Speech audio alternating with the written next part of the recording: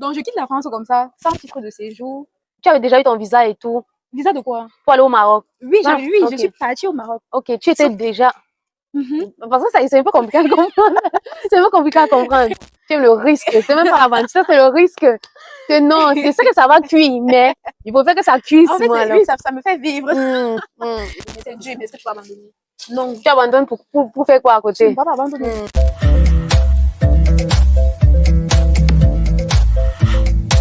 Hello, j'espère que vous allez bien. On se retrouve aujourd'hui pour une nouvelle vidéo. Pour ceux qui me découvrent au travers de cette vidéo, bienvenue.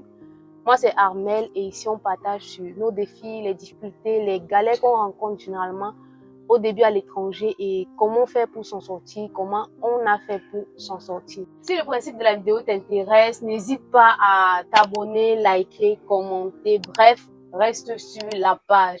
Donc aujourd'hui, j'ai le privilège de discuter avec Zélie qui va nous partager ses défis, les difficultés qu'elle a rencontrées et comment elle a fait pour s'en sortir. Donc, je te laisse le soin de te présenter. Bonjour Inès et bonjour à tous ceux qui suivent Inès sur YouTube comme moi. Donc, Mon deuxième prénom, c'est Inès, donc elle m'appelle comme ça. Ouais. depuis toujours. Donc, moi, je m'appelle Zélie, comme Inès a dit. Je m'appelle Zélie, j'ai presque 26 ans maintenant, la partie descendante de la vingtaine. Et bon, je suis aussi camerounaise. Je suis arrivée en France il y a 7 ans exactement, en septembre 2017. Les anciens benguistes. En septembre 2017, donc ça fait 7 ans là. Et actuellement, donc, je suis en dernière année de thèse en économie à l'université Paris-Dauphine. Ok. Et quoi de plus? Tu es arrivée, ça fait 7 ans. Oui, 7 ans. Est-ce que pendant les 7 ans-là, quels sont les défis en fait que tu as rencontrés qui t'ont particulièrement marqué et dont tu aimerais encourager une personne qui peut rencontrer ça? Parce qu'en 7 ans, je suppose que tu en as eu. Oui, ça c'est clair. Après, rétrospectivement, ce que j'appelais défi à l'époque, aujourd'hui, j'ai tellement relativisé et ça me paraît maintenant dérisoire. Ce que je percevais comme défi, ça ne me paraît plus comme défi aujourd'hui parce qu'aujourd'hui, il y a de plus grands défis. Évidemment, je t'ai dit, bon, c'était pas si mal avant. Hein. Ouais, je vais dire oui. Bon, après, justement, des défis, il y en a eu à chaque étape. Il y en a eu à chaque étape à partir du moment où j'ai décidé de venir en France, donc le post-bac. Ouais. Jusqu'à aujourd'hui, il y a eu des défis. Donc moi, j'ai eu mon bac en 2015. Ok. Donc promotion en 2015, comme toi. Mais on a eu la même année. Oui. Ensuite, bon, je savais à peu près ce que je voulais faire. Et bon, je pense que c'est ce qui m'a toujours un peu aidée. Donc moi, j'étais le genre de personne qui, bon, même quand j'avais cet âge-là, j'aimais prévoir jusqu'à dans 10 ans. J'aimais quand je sais ce que je vais faire aujourd'hui, demain, après-demain et dans 10 ans. Donc je savais que je voulais depuis toujours un parcours académique. Je voulais un parcours académique et poursuivre dans la recherche et tout, en économie. Donc après mon bac, je réfléchissais où est-ce que je vais aller. Et franchement, on dit souvent que l'homme propose et Dieu dispose. Donc, moi, après mon bac, je me disais, je vais faire le concours de l'UCAC. Moi, je veux l'UCAC. Qu'est-ce qui m'intéresse à l'UCAC? La piscine à l'université, le beau campus, les gens qui sortent de là, qui ont les belles voitures, qui travaillent à Freeland First Bank. C'est ce que moi, je voulais superficiellement. Alors que d'un autre côté, je me disais, bon, moi, je veux un parcours académique. Ça ne coïncidait absolument pas. Ça ne coïncidait vraiment pas. Donc, moi, j'ai fait le concours de l'UCAC 2 fois, c'est-à-dire en 2015 et en 2016, j'ai encore essayé. Le concours est facile jusqu'à. Le concours là est bien facile. Non, t'as dit next. On m'a nexté. Le concours là, c'est-à-dire, c'est pas aujourd'hui que je dis que c'est facile. À l'époque, je trouvais ça très facile. Mais je ne l'ai pas eu et je ne vais pas essayer de m'expliquer pourquoi je n'ai pas eu. Bref, je ne l'ai pas eu. Bon, c'était pas la volonté du Seigneur. Oui, exactement.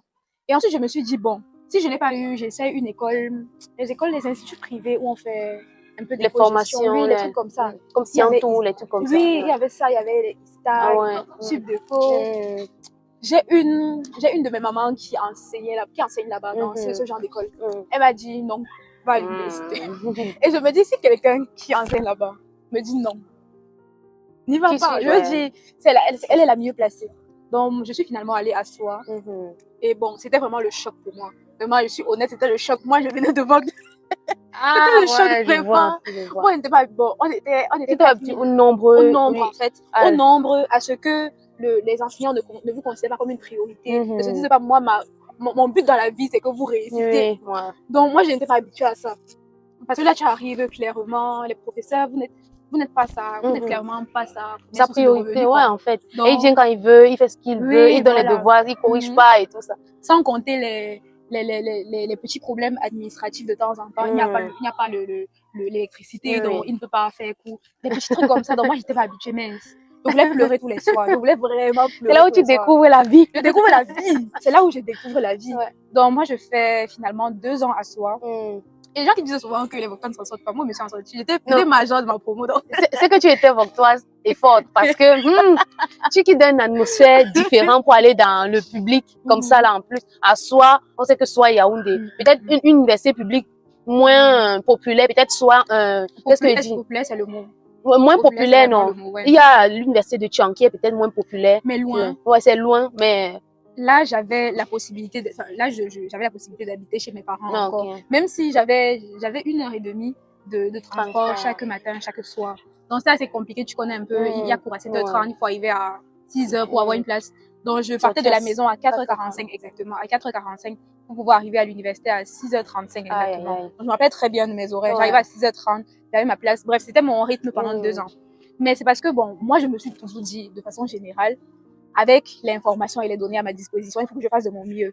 Donc, même si aujourd'hui, je suis dans une école de 4 millions d'euros par an, je fais de mon mieux. Si je suis dans une école, je fais de mon mieux. Voilà. Pour réussir. Oui. Et surtout, je sais pas ce que je vais faire demain exactement. Donc, autant mieux. Je me disais, il faut que je fortifie le plus possible mon dossier. Mon dossier académique. Donc, je suis allée là-bas, j'ai fait 2 ans. C'était plutôt pas mal. Je m'en suis sortie en tout cas.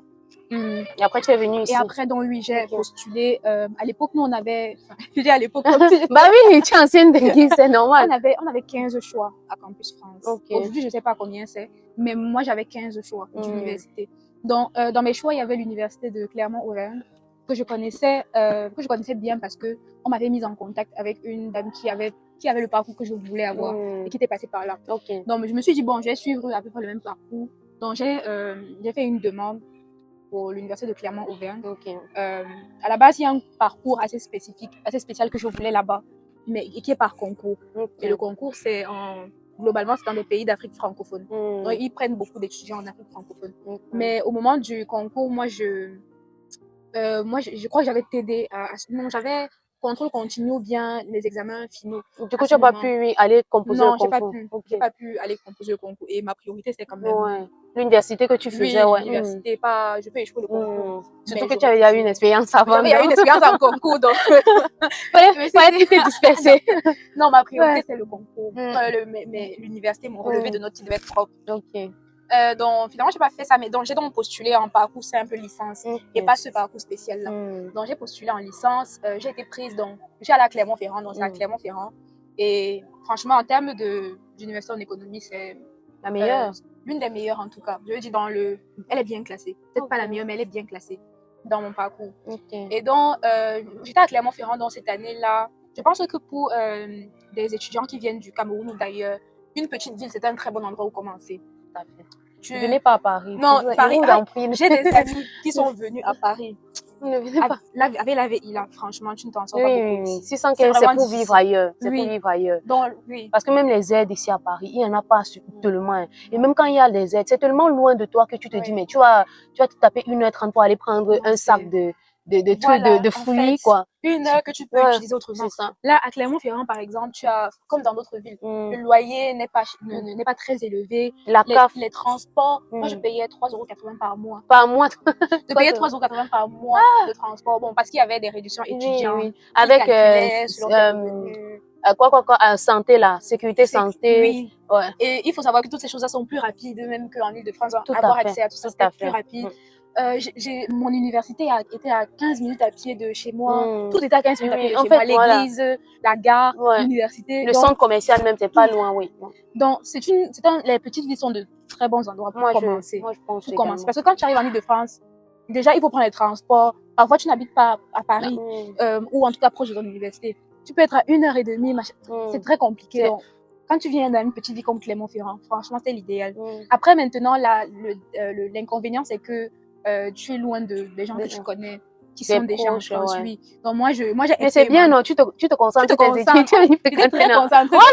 Il n'y a pas le temps de concerts, sorties, soirées, mariages, parce que non, il n'y a pas le temps. Distraction ici à Paris. En fait, il y a tout est regroupé ici.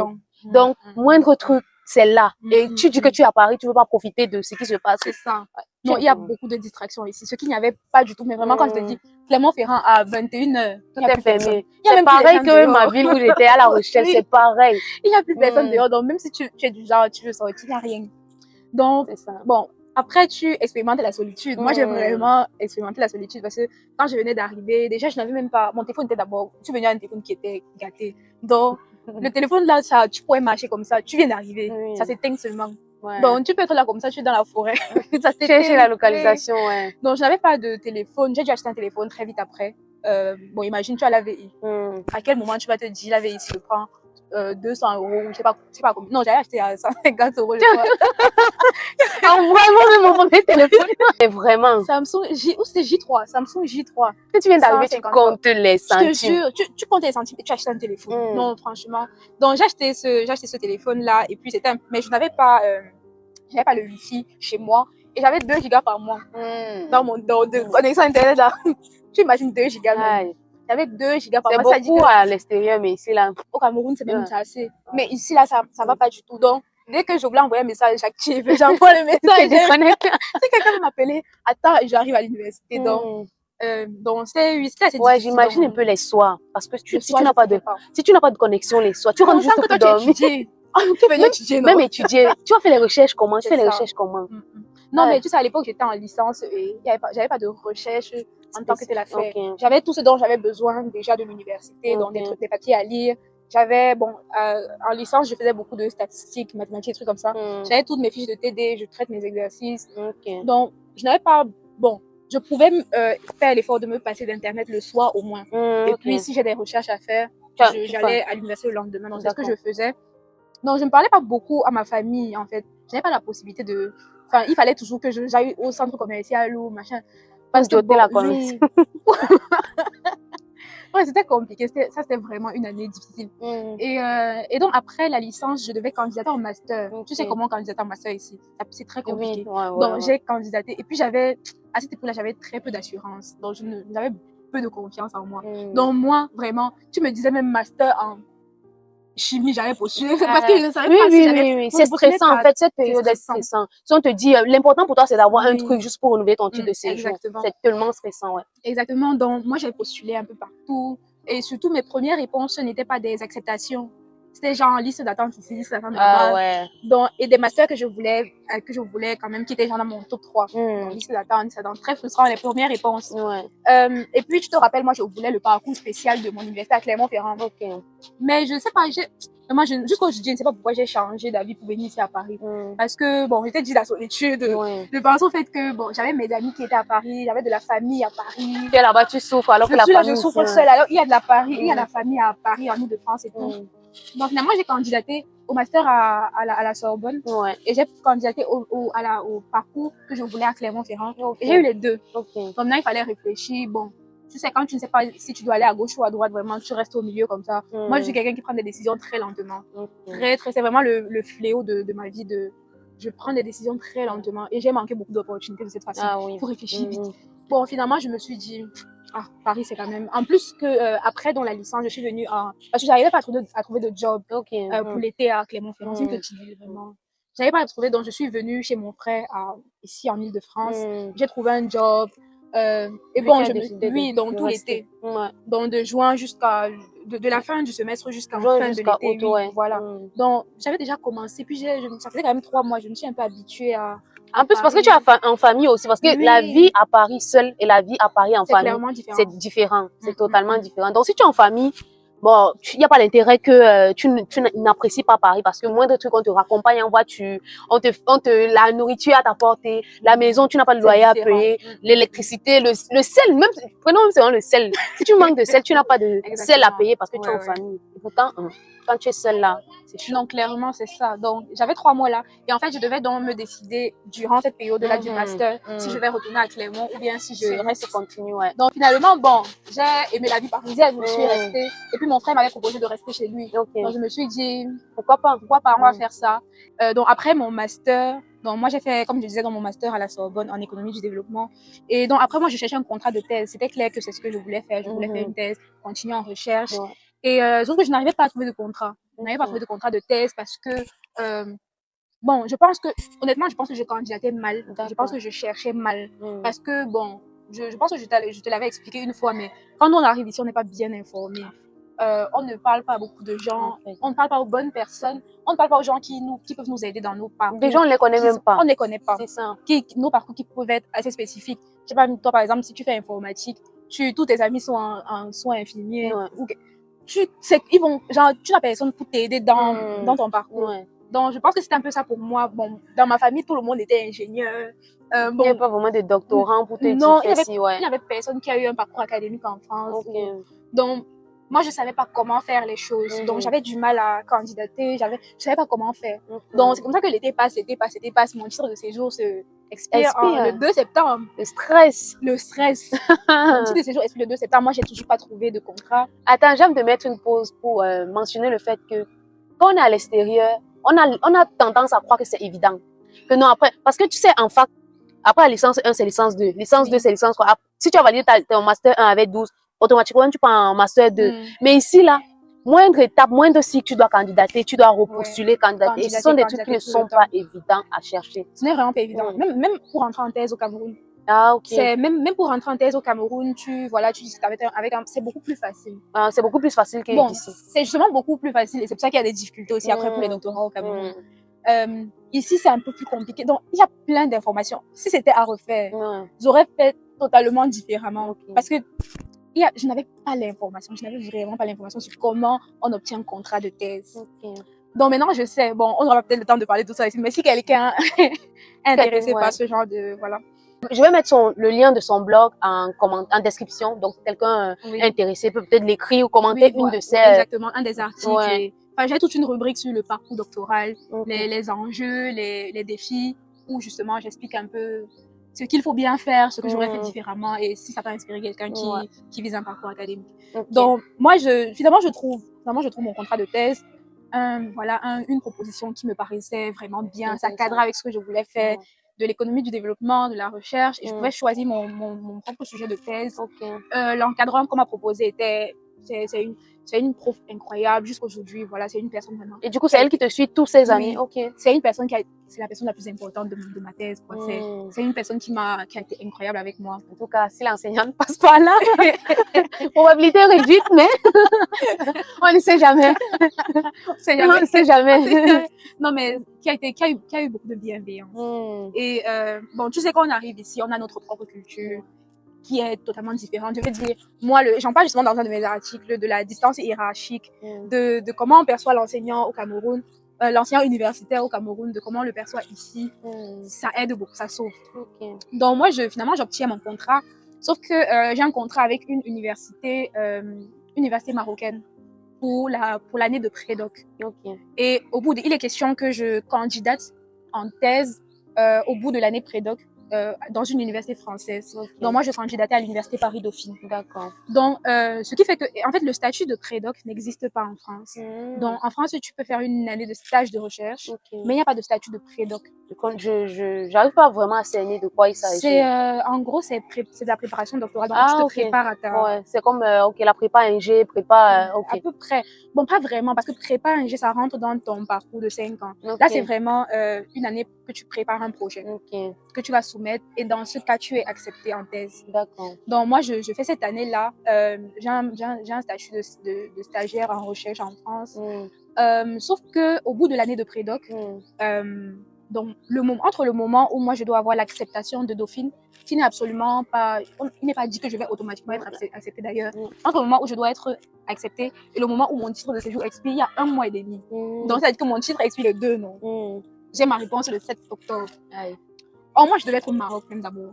Je devais être au Maroc parce que je devais m'inscrire. Je devais signer mes contrats. Oui, ma formation. J'ai une formation qui a déjà commencé au Maroc. Donc moi j'étais au Maroc, je dois m'inscrire. Donc je quitte la France comme ça, sans titre de séjour. Tu avais déjà eu ton visa et tout? Visa de quoi? Pour aller au Maroc? Oui, je suis partie au Maroc. Ok, tu étais déjà... Parce que c'est un peu compliqué à comprendre. C'est un peu compliqué à comprendre. Ton titre expirait le 2, mais avant que ça n'expire, tu étais déjà partie au Maroc. Ok. Ok, tu étais déjà au Maroc En fait, avec le titre c'était expiré. important pour moi de partir parce que je ne voulais même pas être en situation irrégulière en France. Ah, ok. Donc, vu que je ne savais pas trop ce que je faisais, je me suis dit, il vaut mieux que je parte avant. Ouais, Moi, je ne veux même ouais. pas qu'il y ait un jour après le 2 septembre. Moi, je veux partir avant. Mm. Donc, j'ai pris le risque de partir. Je vais aller au Ouais. Maroc. Et donc, ma réponse, je ne l'aurai qu'en octobre. Ouais. Et je ne sais même pas si je serai acceptée. Ou pas, Si ouais, je suis pas acceptée, on fait comment? Tu as perdu l'autre côté là, donc vaut mieux Je reste au profiter, Maroc. ouais. C'est Je vrai. reste au Maroc, donc. Donc, Ah. finalement, heureusement, j'ai mon acceptation. Mm. Le 7 octobre précisément. Et je refais la procédure Campus France, en fait. Ah ouais. Parce que, en fait, je commence un parcours étudiant. Quand tu es doctorante, tu es étudiante. Ok. Je suis en train de commencer un parcours de thèse, donc je suis Ok. étudiante. Donc, le parcours quand tu es étudiant depuis un autre pays, c'est Campus France, c'est autre chose. Donc, moi, je lance une procédure. Aïe. Vous imaginez? Attends. C'est justement à cause de la semaine d'intervalle là et le fait que tu n'étais pas dans le pays où tu demandais le visa, il fallait que tu refasses là. Et non de demander le visa étant là-bas pour revenir ici. Campus France. Aïe. Donc, je lance la procédure Campus France au Maroc. Bon, je vais pas vous mentir, c'est beaucoup plus facile qu'au Cameroun. Ok. Bon, par rapport à ce que moi j'ai vécu pour le visa au Cameroun, c'était plus simple. Bon, et c'était surtout parce que j'étais plus quand même à la période de la rentrée. Ok. Donc, c'était déjà assez décalé. J'ai commencé ma procédure en novembre. D'accord. En début novembre, quand j'ai eu tous mes documents d'université, j'ai commencé. Et ça, c'est plus la période de rentrée. Oui. Donc, ça, c'est voilà, c'est déjà passé. Donc, il n'y avait presque personne au niveau de, comment ça s'appelle? TLS. Ah oui, TLS, c'est procédure TLS, ouais. Donc, moi, j'ai fait ça. C'était long. C'était éprouvant. Bon, c'était éprouvant. C'est plus simple qu'au Cameroun, mais moi, j'habitais pas dans la ville où il y avait le TLS. Je devais prendre le train tout le temps. le TLS. À Marrakech, il y en avait un à Marrakech. Moi, j'habitais pas là, donc il fallait que je prenne le train tout le temps. J'ai dépensé tellement d'argent en train, en taxi. Mais finalement, j'ai eu mon visa. Et c'est comme ça que je reviens en France finalement. Et du coup, si tu n'avais pas le visa, tu allais caler. Tu allais caler au Maroc, expliquer quoi aux parents? Je n'ai rien dit à mes parents, justement. Je n'ai rien dit. Mais c'est justement ça. Chers parents. Justement, ça allait te dire, qu'est-ce que tu fais là-bas depuis? Reviens après, tu dis que non, tu peux pas revenir. Parce que tu as pas le visa français. Et pourtant, tu avais le visa ici, tu es parti. Ok. Non, après... j'imagine le stress de la période, là, les réflexions, les calculs qu'on peut se faire. Mais comment, ouais. Non, clairement, donc. Donc après, je suis revenue et bon, j'ai donc commencé plus sereinement ma thèse. Et voilà, donc j'en suis à mes derniers mois.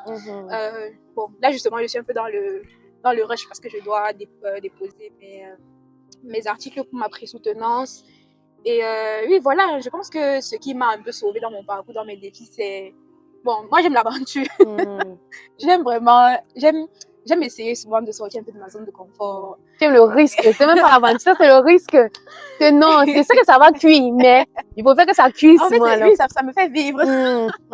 Non, j'aime justement sortir et j'essaie, comme je disais tout à l'heure, de chercher l'information. J'essaie de parler à des gens, j'essaie de sortir même de mon contexte tout le temps. Bon, je pense que ça se voit dans mon parcours si je te montre mon CV.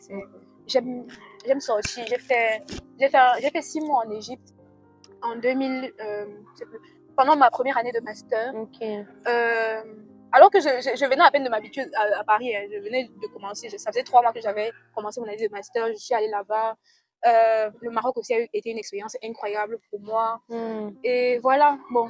Du coup, pour quelqu'un qui nous écoute et qui probablement peut se retrouver dans une situation, par exemple, pas sans papier, mais où il se trouve son visa expiré, il a les études à continuer, ou alors pour quelqu'un qui peut se retrouver dans une situation de stress, qu'est-ce que toi tu conseilles? Qu'est-ce qui t'a vraiment aidé? Bon, je suis d'abord même la reine du stress parce que moi, quand je stresse, ça se voit, je suis même malade, j'ai mon visage. Bon, moi, je stresse énormément. Je stresse beaucoup. Et ça n'aide pas toujours. Donc, pour moi, l'essentiel, comme je te disais, c'est d'avoir vraiment le maximum d'informations. Vraiment, il faut parler à des gens. C'est-à-dire, il ne faut pas hésiter. Ce n'est pas des réflexes qu'on a forcément au Cameroun.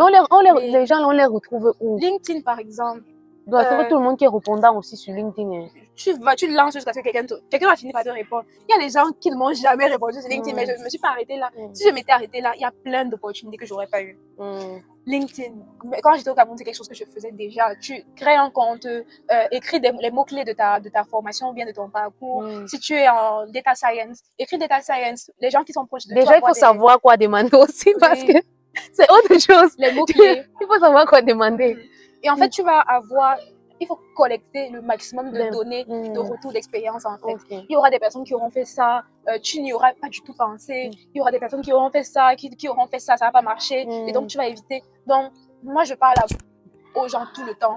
Et aussi dans mon université, je parle vraiment, j'essaye en tout cas de parler au maximum de personnes pour avoir des informations. Bon, maintenant, par rapport à l'anxiété, le stress, tout ça. Bon, moi, je me dis, bon, c'est ce que je me dis maintenant, la vie, c'est dur, l'école, c'est dur, mais tu vas le faire. C'est pas comme si tu allais abandonner, c'est dur, mais est-ce que tu vas abandonner?